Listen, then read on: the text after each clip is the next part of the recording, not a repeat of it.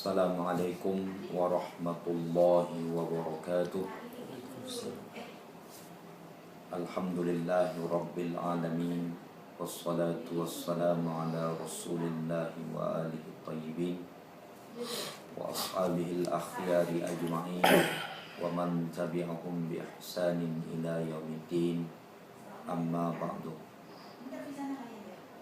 Alhamdulillah, kita sambung semula pengajian kita pada pagi hari ini daripada kitab Ziarah ke Alam Barzakh Imam Jalaluddin As-Suyuti.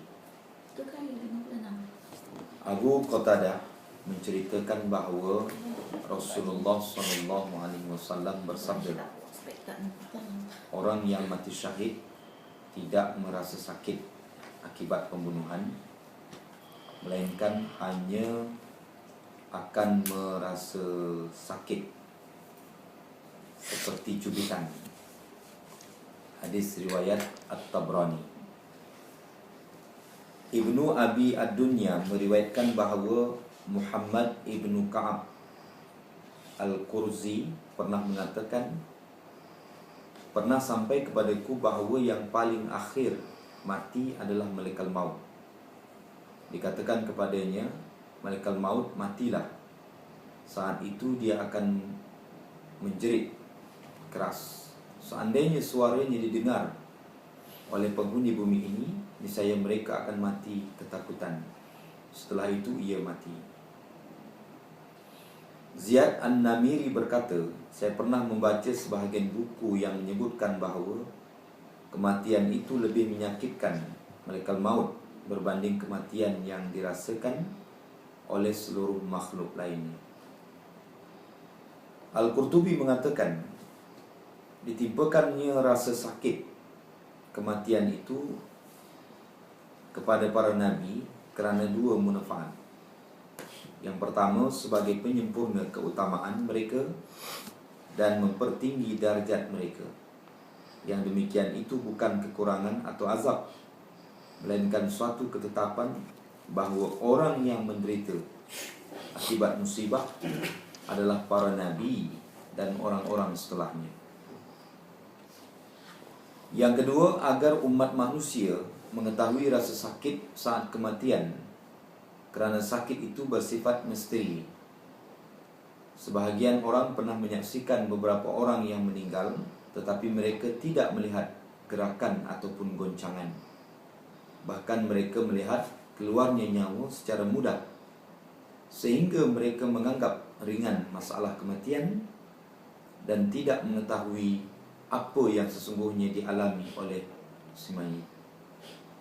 Ketika para nabi memberitahu mereka mengenai rasa sakit saat kematian, niscaya semua orang mukmin akan merasakan sakit saat kematian, kecuali orang-orang yang mati syahid dan terbunuh oleh orang kafir, sebagaimana yang telah disebutkan di dalam hadis sebelumnya. Berdasarkan 3 hadis yang kita sebutkan tadi daripada kitab ini, bahawa kita dapat mengambil kesimpulan mati itu sakit. Cuma perbezaannya antara orang mukmin dengan orang kafir. Orang mukmin merasakan sakitnya mati itu sekejap saja, iaitu pada masa nyawanya dicabut. Manakala orang kafir, dia merasakan sakitnya mati itu berterusan. Kerana sakit mati itu adalah merupakan bahagian daripada azab. Jadi pada masa dia di alam kubur, dia masih lagi rasa sakit mati. Manakala orang mukmin, ketika ditanya oleh mukmin yang lain di alam barzakh, macam mana dia rasa sakitnya mati, dia kata masa cabut nyawa itu sakit, tapi setelah itu tak rasa sakit lagi. Itu yang dikatakan oleh orang mukmin. Dan bagaimana pula bagi orang yang mati syahid? Mati syahid itu dia tidak merasakan sakit apa-apa pada saat kematian yang dirasakannya. Walaupun pada masa itu dia ditusuk dengan pedang. Ini sebahagian daripada riwayat-riwayat yang dinyatakan dalam buku ini. Banyak lagi tajuk-tajuk yang lain yang pernah saya baca. Memang berdasarkan hadis Nabi, memang orang yang mati syahid ini tidak merasakan sakitnya mati. Nah, sekarang kita lihat, adakah logik orang yang dibunuh dengan apa, dengan pistol ya, atau dengan senjata atau dengan pedang umpamanya, kemudian dia tidak merasakan sakitnya mati itu? Nak tanya, macam mana yang orang kena guna jarum tu, maksud ubat? Kan benda tu dia tak rasa sakit, tapi sekata maut sakit lah. Inilah yang saya nak terangkan. Sebenarnya secara logik ya, pada saat doktor membedah orang sakit itu kan dia inject kan dengan ubat bius. Pada saat tubuh dia dibedah dia tak rasakan apa-apa. Jadi itu adalah sebahagian daripada ilmu yang diajar oleh Allah pada manusia lah, secara umumnya. Semasa saya tengok Museum Ibn Sina di Azerbaijan, masa itu ubat bius tak ada lagi. Ubat bius itu kemudian baru diciptakan. Jadi menurut keterangan yang ada yang saya tengok di situ, Ibn Sina ketika dia membuat pembedahan, dia tak pakai ubat bius. Dia potong macam tu. Pada masa tu. Sebab ubat bius tu belum lagi wujud lah. Jadi kalau itu memang rasa sakit lah. Jadi kalau doktor pun boleh dengan teknologi yang ada, dengan kepakaran yang ada, di mana dia boleh menyebabkan orang tak sakit ketika dia dibedah, dan Allah Ta'ala pun lebih lagi daripada itu yang dia boleh buat. Atau pada masa dia mengalami penderitaan ketika dia ditusuk dengan pedang, ataupun dia ditembak, pada masa itu dia rasakan sakit sebab pada masa itu memang dia macam orang terluka. Tapi sakit itu tak sama dengan sakit sakaratul maut. Sebab sakit sakaratul maut dengan sakit kita biasa itu berbeza. Kalau sakit yang biasa, semua orang merasakan sakit. Tapi sakaratul maut itu dia tak sama. Ada yang merasakan sakit dan ada yang tidak merasakan sakit. Nah, bagaimana kita nak mengetahui bahawa seseorang itu dia sakit sakaratul maut ataupun sakit biasa? Kalau dia sakit sakaratul maut, memang tak boleh diubati lagi lah. Sebab semua yang maut datang kepada dia dan kemudian didatangkan kepada sakarat, kemudian kita nak sembuhkan dia dengan ubat, tidak boleh. Tapi kalau sakit biasa, dia boleh disembuhkan. Walaupun HIV itu tak ada lagi penawar sekarang ini, tapi satu hari nanti dia akan ada penawarnya. Mesti ada orang yang menemukan ubatnya. Tapi setakat ini belum ada lagi yang mampu menemukan ubatnya. Segolongan ulama mengatakan bahawa siwak, menyikat gigi, dapat mempermudah keluarnya nyawa. Mereka menggunakan hadis yang diriwayatkan oleh Aisyah radhiyallahu anha mengenai siwak yang digunakan oleh Rasulullah saat kematian beliau sebagai dalilnya. Dalam Az-Zuhd, Ahmad menuturkan bahawa Maimunah ibnu Mahran berkata, selama salah seorang di antara kamu masih tetap beramal soleh, sesungguhnya hal itu akan memberikan kemudahan kepadanya ketika kematian menyebutnya, atau dia akan teringat kepada amal soleh yang pernah dilakukannya. Jadi amal soleh lah yang boleh memberikan bantuan kepada kita. Sebab pada saat kematian itu, semua amalan yang kita lakukan dalam dunia ini akan berdatangan kepada kita, termasuklah amal baik dan amal buruk. Kalau amal solehnya banyak, amal soleh itulah yang menggembirakannya, yang membahagiakannya pada saat sakaratul maut ni. Kalau amal buruknya banyak, maka amal buruk itulah yang menjadikannya sebahagian daripada penderitaannya pada saat sakaratul maut. Dan amalan-amalan yang diperlihatkan oleh Allah Ta'ala kepada kita itu adalah amalan-amalan yang telah diubah bentuknya dalam bentuk yang sangat cantik. Bayangkan pada masa nak mati, tiba-tiba datang seorang perempuan cantik dengan pakaian yang cantik, yang pakaiannya cantik menutup auratnya. Kemudian dia datang menemani pada saat sakaratul maut. Dia tak rasa apa-apa ya.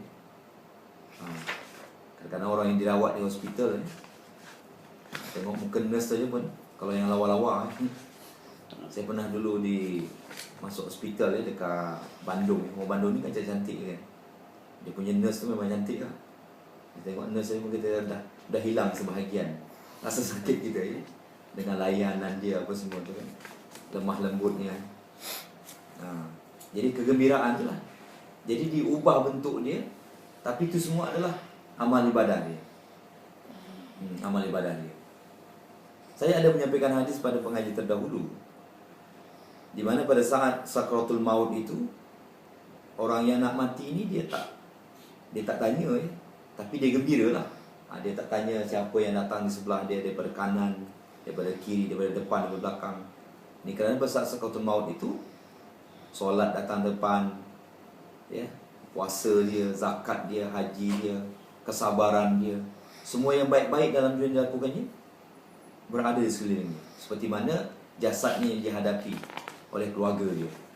Keluarga dia duduk sini bapa dia, sini mak dia kalau dia anak yang mati, saudara mara dia ya.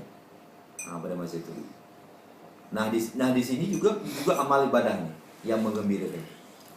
Tapi dia tak sempat untuk menanyakan siapa yang bersama dengan dia ni dalam kubur, baru dia tanya. Hadis ni pernah saya sampaikan. Roh itu mengatakan, man anta, awak ni siapa? Masa di sakaratul maut ada, dia kata. Duduk sini pun ada, duduk dalam barzah ni pun ada dia bersama. Siapa ya? Lepas tu amal yang menemani dia akan berkata, anas sururu li ubasyirak, akulah kegembiraan yang kamu lakukan dahulu semasa hidup di dalam dunia. Jadi dia menggunakan perkataan li ubasyirak, kegembiraan. Kenapa disebut kegembiraan?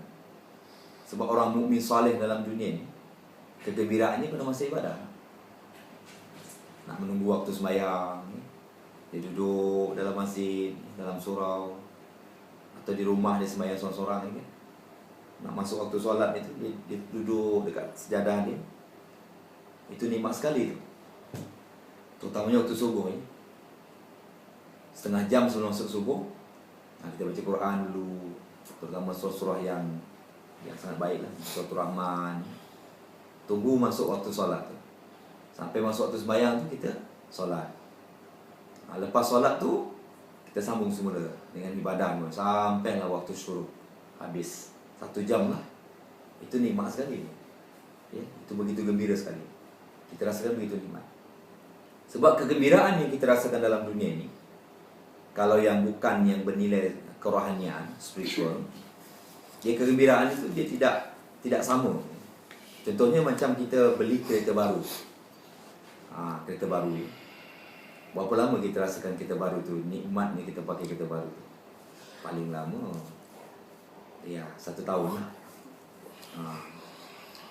Kalau mula-mula nak beli tu, memanglah kita seronok sangat kan. Lepas tu orang tengok, kawan-kawan tengok cantik kereta tu, kita gembira lah. Kereta baru lah. Macam tu kan. Tapi setelah itu kita tak rasa gembira lagi. Atau orang yang stres, katakanlah ada stres kan, nak tengok wayang lah, kata dia. Saya tak pernah tengok wayang kan. Sekali pun tak pernah. Yang pertamanya memang tengok wayang ni tidak sampai jatuh kepada haram ya. Tapi kalau ustaz tengok wayang tu tak boleh ke ustaz kita tengok wayang dengan keluarga umpamanya kan. Tapi rasa memang ustaz ni dia macam ulama kan. Tapi betul Dia juga. role model kan. Katakanlah ustaz umpamanya dia nak tengok wayang dia kat SCC umpamanya kan. Dia pakai topi kan. Pakai spek hitam, seluar jeans. Orang cam tak? Mesti cam. Ustaz Don tak macam kami. Dia ada botak dia, jeans ketat dia, t-shirt dia. Mesti cam punya. Dia macam dia datang dekat, Assalamualaikum. Oh, Ustaz Don. Memang cam. Ada yang boleh cam, ya kan? Sebab jemaah ni bukan hanya setakat di majlis pengajian aja. Yang dia boleh ikut. Dia role model kan, dia tengok kan. Tengah tengok wayang tiba-tiba ustaz ke depan. Apa nak kata? Kalau nak tengok cerita ketika cerita bertasbih tak apalah kan. Ini tengok benda yang mengarut umpamanya kan. Jadi memang akhlak tu memang tinggi lah, terutama bagi ustaz lah. Sebab contoh Tapi bagi orang Ustaz lain. sebelum tu tak pernah, sebab saya ngaji pondok kan. Muda-muda dulu. Tak ada. Saya Ustaz bergaul. tak pernah tengok wayang. Tak pernah tengok wayang, cerita pasal wayang. Tak, mungkin sebab tak nak cakap ustaz-ustaz ni kalau tengok wayang tak pernah. Ada dulu sekali Profesor Razak Muhyiddin. Dia buat ini so baca doa. So baca doa di majlis dia lah. Perancangan movie ya? Dia tak sebut. Saya cakap. Biasa saya baca doa jugalah kerana dia buat skrip kan. Sebab saya ajar anak dia Quran. Profesor Razak Muhyiddin. Jadi dia selalu panggil saya ini kalau program-program dia punya pelancaran filem semua tu dia akan panggil. Tapi yang satu kali ni saya tak tahu yang dia buat dekat panggung wayang. Waktu tu filem Mami Jarum. Mami Jarum lah. Saya pergi dekat panggung wayang tu baca doa. Dia Kek Gua tu dipanggil lah kan. Lepas tu dia on peraturan sudah sekali ni. Saya cakap dengan Razak, saya tak pernah tengok wayang, boleh tak saya keluar? Lepas tu saya keluar kan. Dia kata, saya faham. Macam tu lah kan. Bukan kerana apa, tak ada. Tengok wayang tu bukan sesuatu yang sampai kepada yang dilarang ni kan.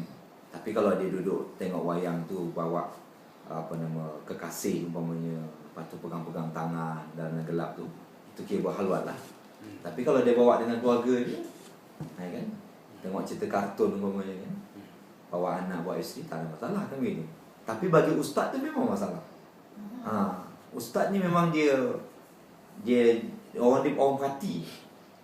Dia ikon kan. Ikon dia tu dia lepis segala-galanya. Terutama dari segi akhlak lah. Cakap pun orang tengok ustaz. Kalau jenis yang lepas-lepas dalam majlis orang tak suka. Sikit-sikit kata maki hamun orang umpamanya kan. Orang pun tak suka. Macam sekolah anak saya, ustaz Aisyah komen depan-depan. Nama je ustaz, perangai tak macam apa. Betul. Dan budak-budak ni kadang dia tengok. Kalau jenis macam jenis yang dia langsung dia cakap tu, memang. Kalau cakap betul tak apa ustaz. Kalau cakap yang tak betul, saya susah. Betul, saya ada student cerita pasal tauhid ni kan. Lepas tu dia main-main kan. Jangan main-main, nanti Allah marah kan. Dia sebut Tuhan tu pemarah ke ustaz? Tuhan tu pemarah ke ustaz? Dia boleh komen macam tu. Maknanya budak-budak ni memang cerdik kan. Dia boleh kata macam tu, Tuhan tu pemarah ke ustaz? Ustaz kata Allah tu pemarah kan. Itu kan payah itu nak jawab tu. Itu bahasa dia memang bahasa dia, walaupun dia budak-budak kan, tapi dia ingin tahu ni. Itu sebenarnya. Juga yang kat Facebook orang bagi boleh jadi lah. Kat Facebook orang bagi satu ayat. Apa nama ni? Kalau kita usahakan, kita harap benda macam ni, Allah bagi yang lain. Ada hikmah ni. Ada yang komen saya pernah baca, kejamnya Tuhan. Dia komen gitu. Kejamnya Tuhan. Kita usaha tak dapat kan. Allah bagi yang lain. Ada yang komen. Ada yang komen ya. Kejamnya Tuhan tu. Masya Allah. Sebab hikmat di sebalik sebenarnya kami nak tahu kan. Dia ada hikmah sebenarnya. balik kita dah. Ada peristiwa yang berlaku, akan berlaku di sebaliknya. Sebab kita ya, fikiran otak tak boleh fikir. Sebab tu dalam Quran dikatakan jangan berburuk sangka. Positif ya. Jangan berburuk sangka. Berburuk sangka terhadap Buruk Allah. sangka kepada Allah dan sama manusia. Mesti positif kan. Ya, asal mesti positif. Mesti positif. Dia mesti tu. Mesti positif nanti 3 kali mesti positif. Dalam arti kata kita kena maknanya kita kena ambil hikmah lah. Dalam masa kita ditipu tu pun kita ada ambil hikmah juga.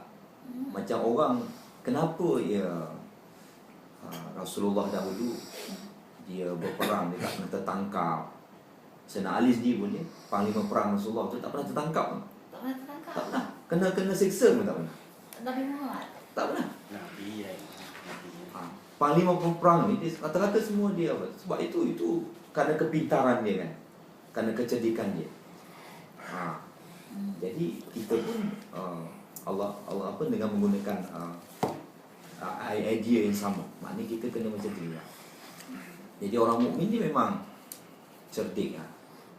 Contoh macam negara Islam yang paling berkuasa sekarang. Siapa ya? Tak ada. Iran lah. Islam lah, Syiah. Dia dari segi mazhab memang beza dengan kita lah. Tapi yang paling berkuasa sekarang ni dia lah. Yang tak dibuli. Yang tak dibuli oleh Amerika. Israel pun takut. Lepas tu dia tolong orang lain, Afghanistan ke, Hizbullah ke, orang Palestin pun dia tak ada orang yang sekat dia. Dan dia begitu berani sekali kan. Dia buat nuklear dia sendiri. Lepas tu Saudi sendiri pun takut dengan Israel, dengan Amerika. Lepas tu negara mana lagi yang sekarang ni dah yang tak ditakluki oleh Israel dan Amerika. Semua ditakluki kecuali negara Iran. Jadi kalau kita lihat Islam ni secara keseluruhannya, dia memang tak boleh dibuli sepatutnya. Seperti mana macam Rasulullah SAW. Tapi kalau kita tengok dalam internet tu kan, macam Israel bully Palestin ni, orang Palestin yang dibunuh hari-hari. Lepas tu rakyat Syria, ada yang ditangkap, lepas tu potong telinga. Saya tengok kawan saya bagi, saya tak pandai tengok. Saya padam. Tu gambar tu langsung daripada Syria. Dia tak masuk dalam YouTube. Dia pegang tu tangan kaki tu, dipotong yang bagi pisau ni. Telinga, lepas tu potong sini lagi sekali. Sampai nyawa-nyawa ikan orang tu buat. Lepas tu buat macam ni. Takut memang. Orang apa yang buat? Israel. Sama-sama Islam. Kenapa dia buat? Syiah. Dia mungkin peperangan antara Sunni dengan Syiah kan? Antara pemberontak dengan apa ni. Ustaz mana dengan ceramah ni apa? Zakir Naik. Dr. Zakir Naik. Dia kata ada orang Hindu tanya dia. Kata Islam ni satu. Tapi kenapa ada 4 fahaman? Dia Hambali. Bukan 4, 8. 8. Tapi dia sebut 4 mungkin dia tahu ke? Masa tak ingat. Lalu dia kata kenapa ada mazhab. Jadi dia tu Islam pun banyak cabang macam dia compare lah. Islam kan sepatutnya satu Islam, semua Islam kan. So dia kata ada Hambali, ada Syiah semua tu kan. Dia tanya. Dia kata kan in Islam dalam Quran ditulis tak ada mazhab mana-mana, satu je. So dia kata who is Islam, they believe in Quran, that is the only Quran, there is no mazhab. Dia kata the mazhab is different by individual. Dia kata so you're not supposed to follow mazhab tu, but you follow the Quran. Dia kata betul ke jawapannya? Betul. Jawapannya betul tu. Yang jawab tu Dr. Zakir Naik. Betul lah. Betul. Jadi macam mana kita pula nak ikut mazhab ni sekarang? Itu dalam konteks dia jawab itu untuk jawab yang orang Hindu itu. Tapi sebenarnya prinsip kalau kita tengok mazhab ni, dia punya perincian tu perkara-perkara kecil. Dia besar. Perkara-perkara yang kecil, bukan yang perkara besar. Tapi semua mazhab dia kembali kepada Quran dan Sunnah. Itu dalam konteks yang umum lah. Perkara asas sama. Tapi interpretasi dia dia punya apa, dia punya penafsiran itu dia beza-beza. Penafsiran Al-Quran. Cuma di kalangan ulama mazhab yang 4, ya, macam Syafi'i, Hanafi, Maliki, Hambali, mereka khilaf itu hanya dari segi furuk saja. Furuk itu maksudnya bab-bab fiqh, tapi bab tauhid dia asas, dia sama semua. Cuma yang beza kita dengan Syiah lah. Sebab itu Syiah tak boleh masuk dalam kumpulan Sunni, dia berasingan. Ustaz jauh Itu saja. kontak dia ni sebab ada orang tanya dia, di dalam ni lah Al-Barzah akhir apa, dia tanya, you ask us to pray Allah, something is not, you cannot see and touch lah exist, dia kata kan, we don't know, so we don't know what is life after that, dia kata, how do you know, dia tanya, how you explain, what is your situation, apa keadaan kita, adakah saya macam ni, umur saya macam ni, rupa saya macam ni, dia tanya. Itu dia tak boleh jawab. Dia tak boleh jawab. Saya boleh jawab. Itu lah, cuba kontak dia tak boleh jawab tu. Dia kata, I don't know. Allah aja. Allah dia kata. I don't know, dia kata that one. Tapi bangku dia macam tu. Dia kata because it's not part of my bidang, like expertise. My expertise is about ni lah konsep Quran dengan Bible dan comparison, dia kata.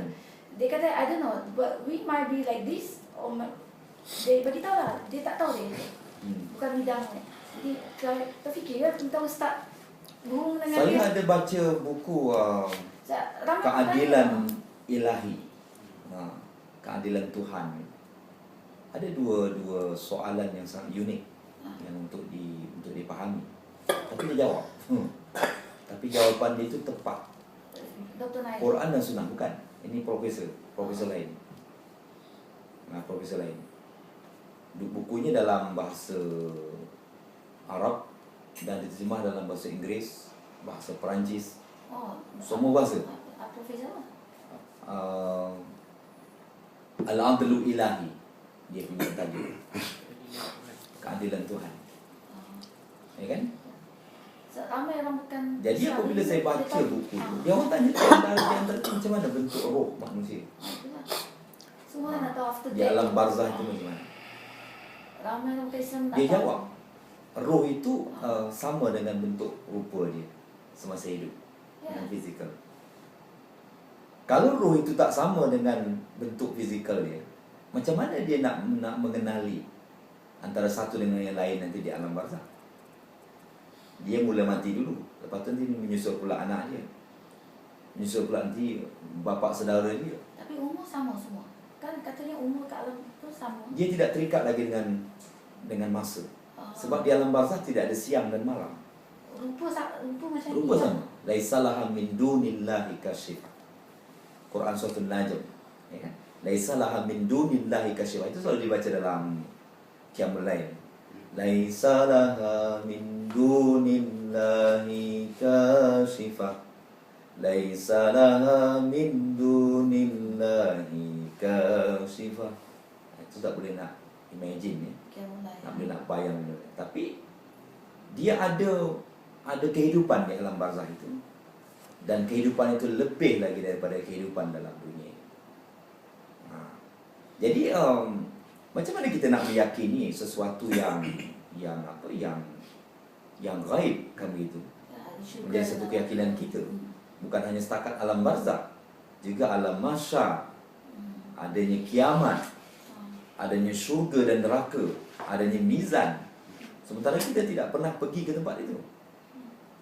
Macam mana kita nak meyakini? Buku ni dia jawab.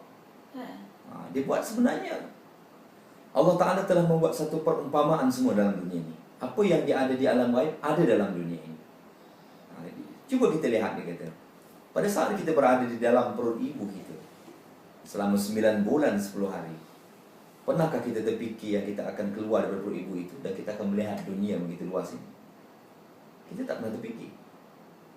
Kita berada dalam dunia rahim itu, ya kita seperti itulah, ya. Kita duduk seperti itu dengan posisi terbalik, ya kan?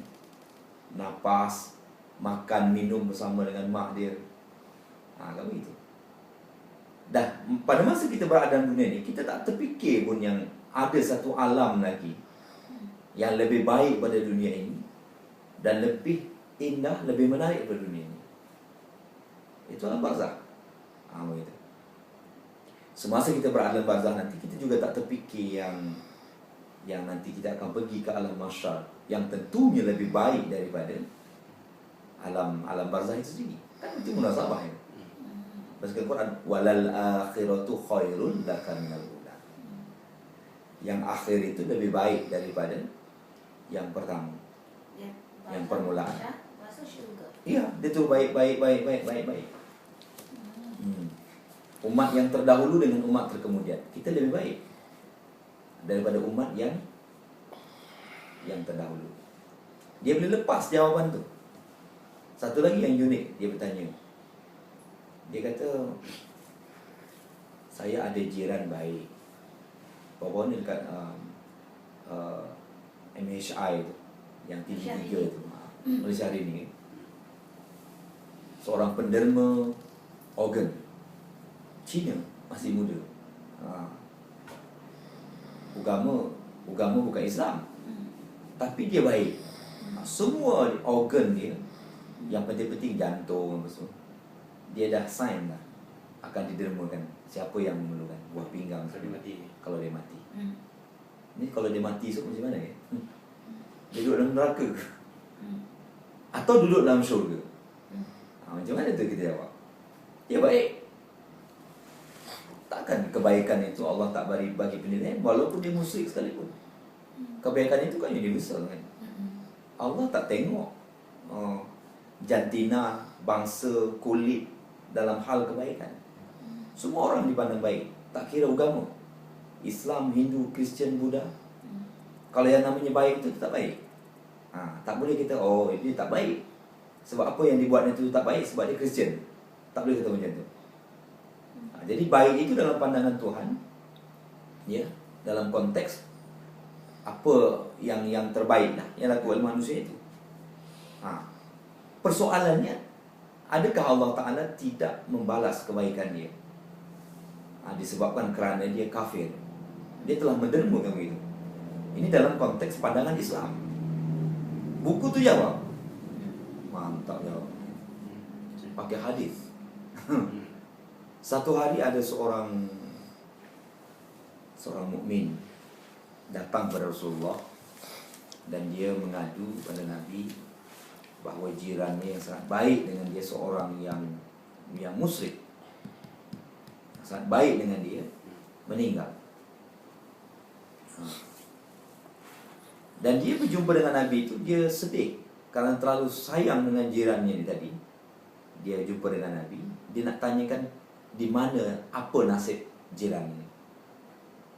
Adakah dia nanti duduk dalam neraka Jahanam atau duduk dalam syurga, atau duduk tempat lain, sebab dia baik. Makan minum dia semua dia jaga dengan baiklah, jiran dia. Tapi dia musyrik, dia bukan seorang muslim. Ini banyak kita tengok orang macam ni. Banyak kita tengok. Dia bukan Islam tapi baik. Jadi Nabi jawab, Nabi senyum jawab, dalam syurga tak boleh masuk, kata Nabi. Sebab syurga itu untuk orang mukmin, untuk orang soleh, tak boleh masuk. Logik, ya kan? Dalam neraka, dia duduk dalam neraka. Dia duduk dalam neraka. Tapi kata dia, neraka itu kan banyak lembahnya. Ada lembah Barhud, ada lembah Sakar, dan dia sangat luas. Dengan izin Allah Ta'ala, kata dia, dengan rahmat dan rahimnya Allah Ta'ala. Allah Ta'ala ni maha pengasih dan maha penyayang.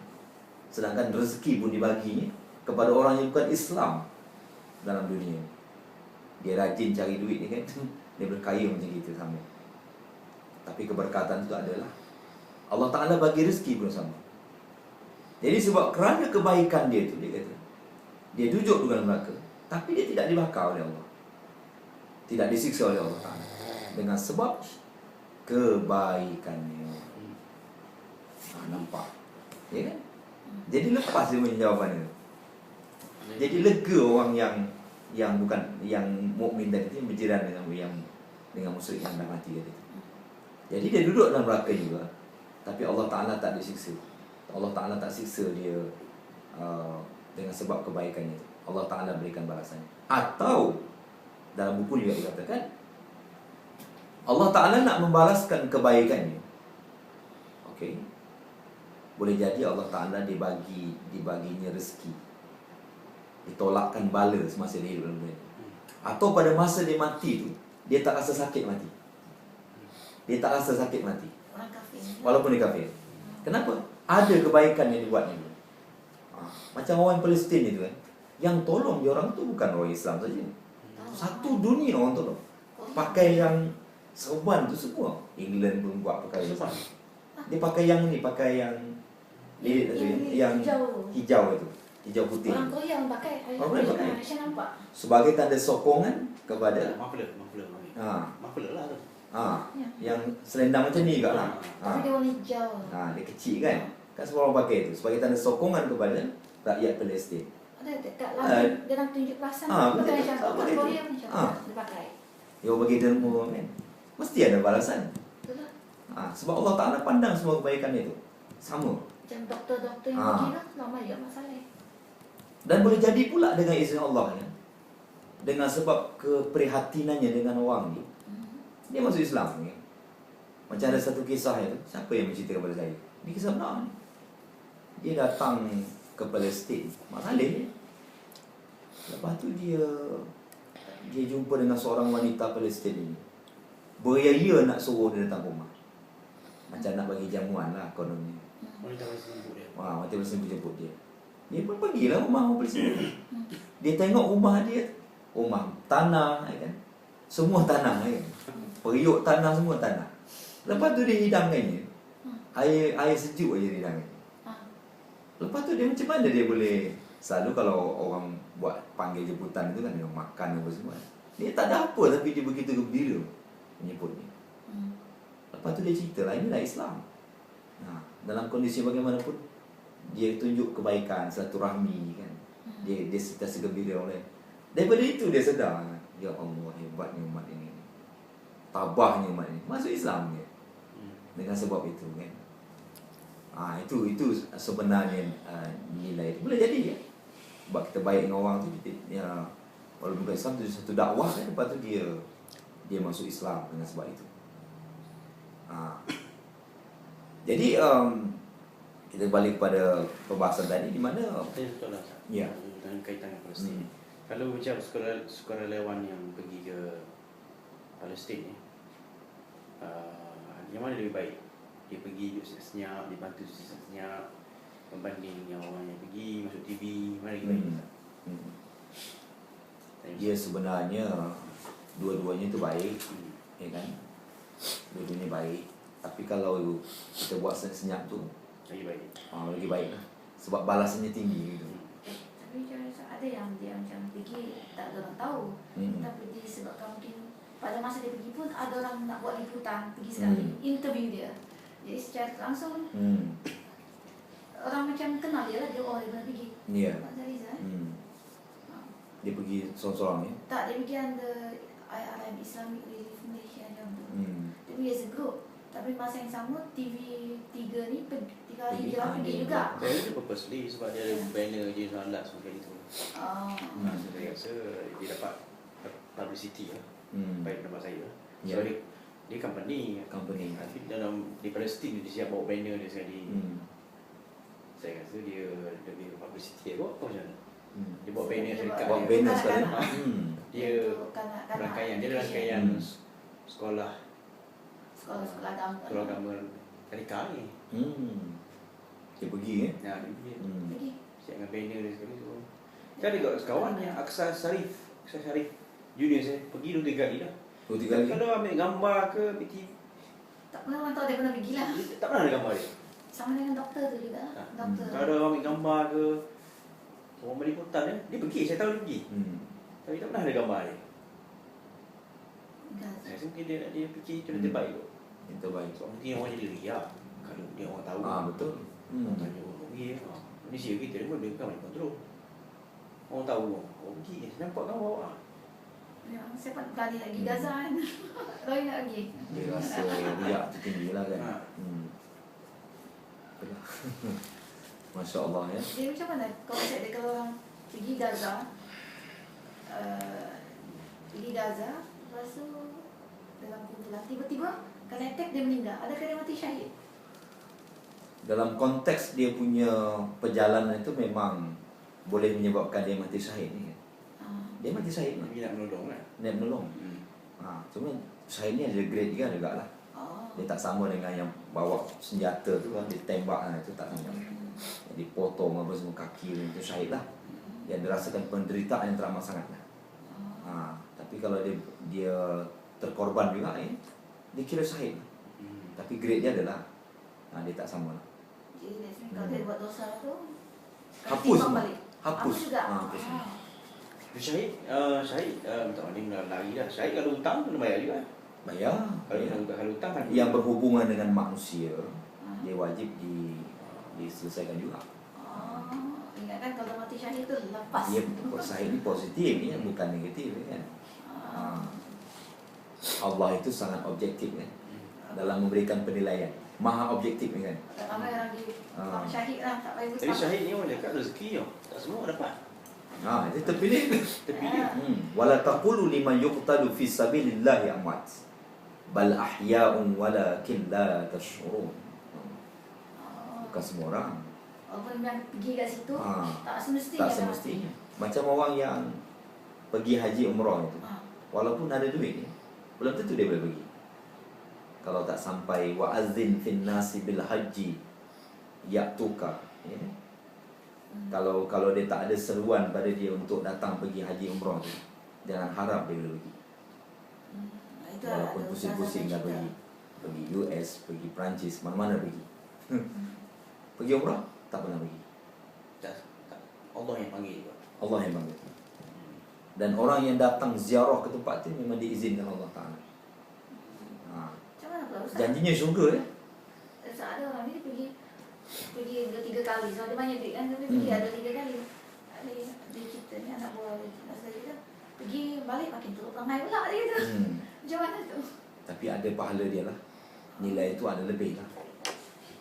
Biasa orang pergi balik dia macam berubah ni. Tapi ada seorang security dekat apa nama? Subang Pret. Security mas tokong kedai mas Pokong. Tua dah 75 tahun security lagi lah. Dia kumpul duit kan, awal tahun kumpul, dapat je duit. Tiap tahun pergi umrah. Duit dia memang pergi umrah je. Dia niat Pencen tu. lah. Jadi ni macam tu boleh dapat dekat 10 ke 20 kali pergi umrah. Kalau ikutkan sunnahnya, Sekali ke kan? wajib ni sekali. Haji. Tapi Nabi buat 20 kali. Haji ke umrah? Umrah. Umrah kan. Umrah. Dia pergi banyak kali lah pergi. Nabi buat lah. Ada orang pergi Mekah pun dia tak buat benda tu, buat umrah kan. Dia arkitek umpamanya. Dia tak gerak nak pergi buat tak. Ada juga yang tak buat kan. Tak semestinya orang Arab sendiri pun, ya kan?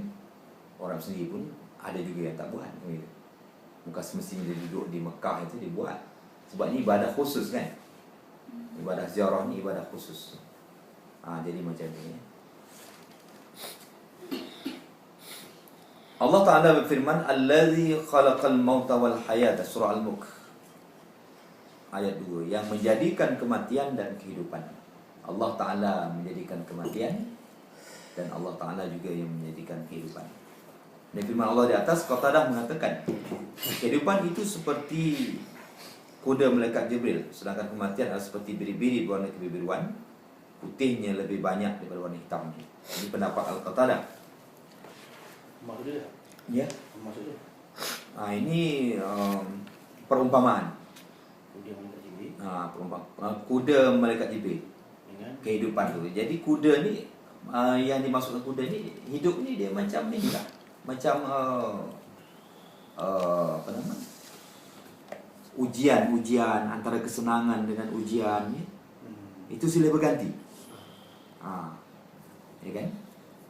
Kemudian seperti biri-biri berwarna kebiruan, putih lebih banyak daripada warna hitamnya.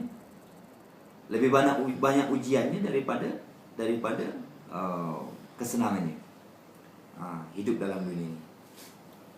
Muqatil Al-Kalbi mengatakan kematian itu diciptakan seperti biri-biri, tidak melintas seseorang melainkan dia akan mati.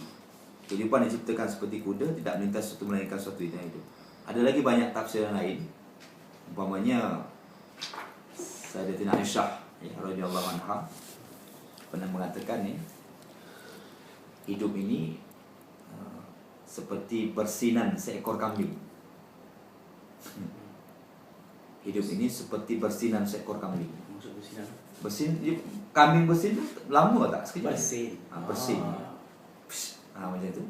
Macam itulah kehidupan dalam dunia ni. Banding akhirat. Perbandingan akhirat. Itu macam itulah yang masukkan Qatadah ni.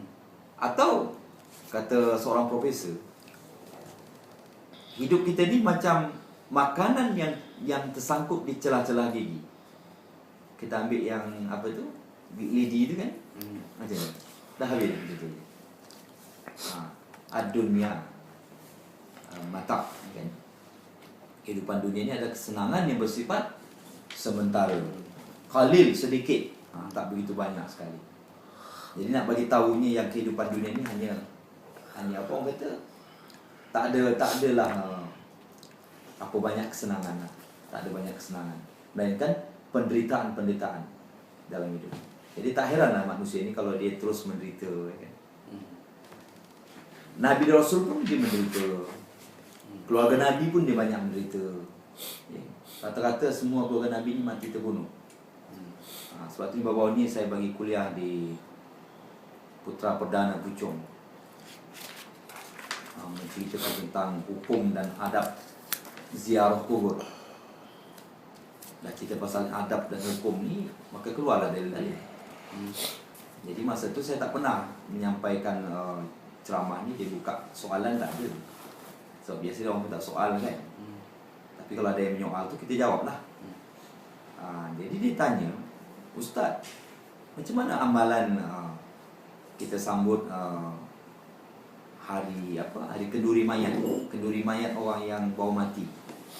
Mati di hari ni buat kenduri malam pertama. Lepas tu buat malam kedua. Lepas tu malam ketiga. Habis 3 malam tu pula masuk malam ke-7 pula.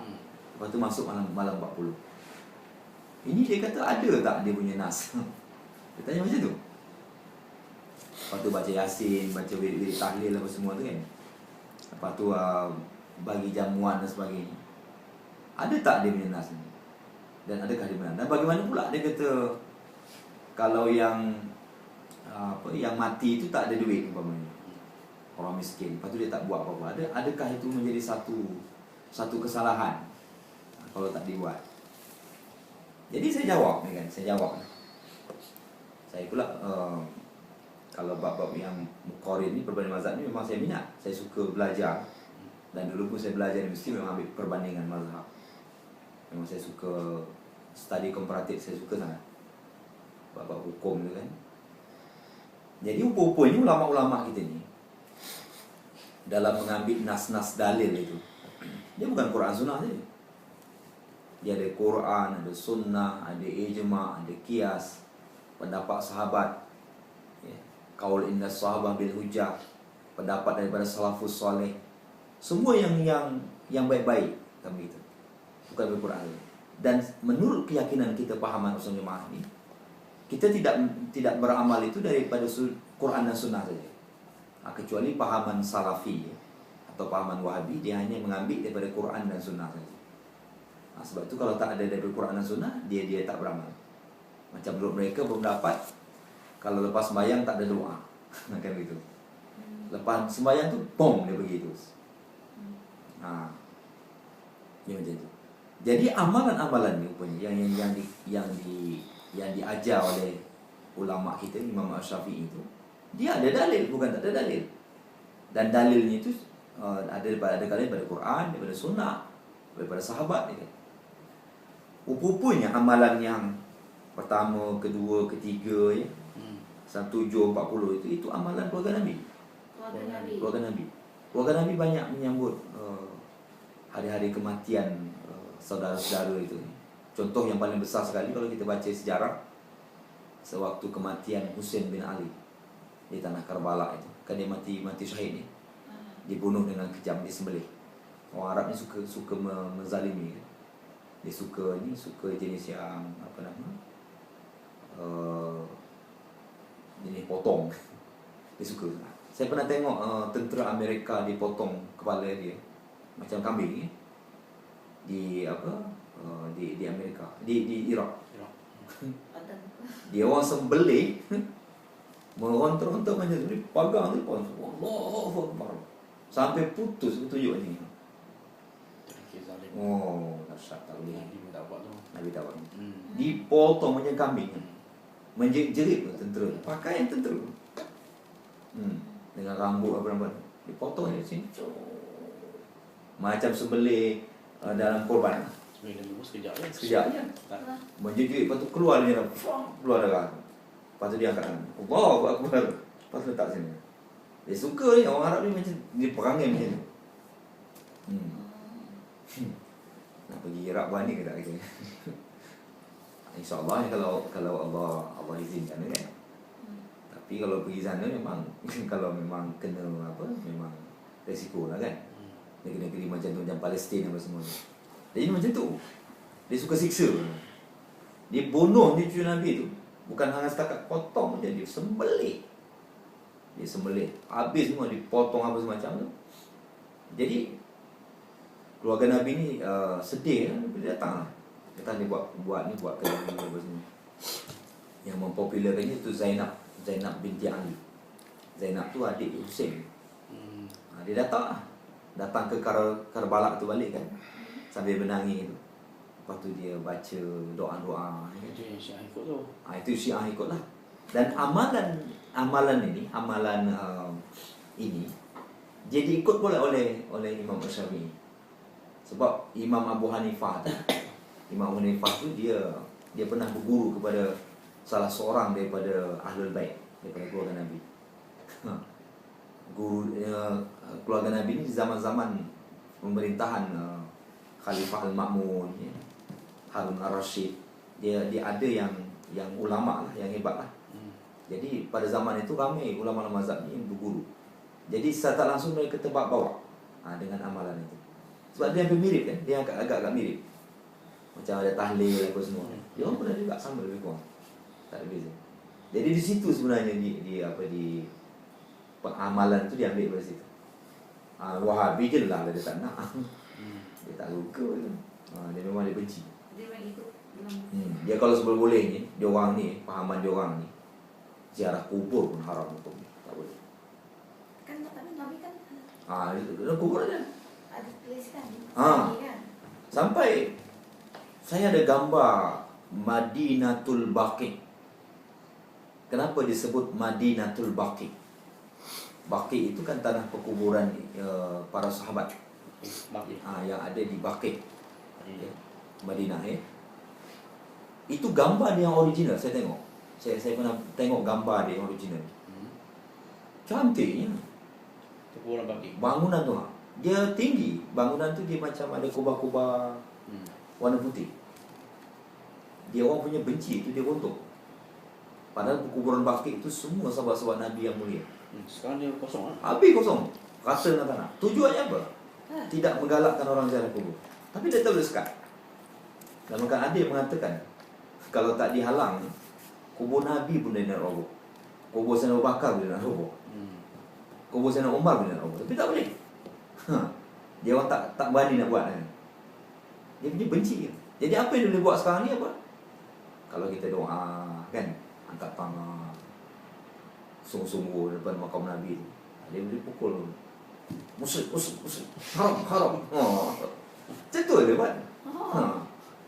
Geram dia. Saya pernah kata haram kepala otak engkau. Di bahasa Melayu lah. Kalau bahasa Arab dia tahu kan. Haram kepala otak engkau. Macam tu lah, cakap macam tu lah. Haram jadah. Haram jadah. Kalau cakap Arab dia tahu lah kan. Cakap Melayu dia tak tahu. Ada juga yang tahu kan, tapi dia tak tahu lah. Boleh tak tahu. Marah kat kita. Padahal ziarah makam Rasulullah tu adalah satu bonus yang tinggi kan. Terpilih juga. Kalau kita pergi Madinah kan kita ziarah makam Rasulullah. Yang keduanya kita berdoa depan makam Rasulullah tu makbul doanya. Itu masuk haram kan. Tanah tu haram, tempat tu haram. Makbul doa. Ni yang kira apa nama tu? Apa nama tu? Yang kawasan kubur tu? Raudah. Raudah. Ha.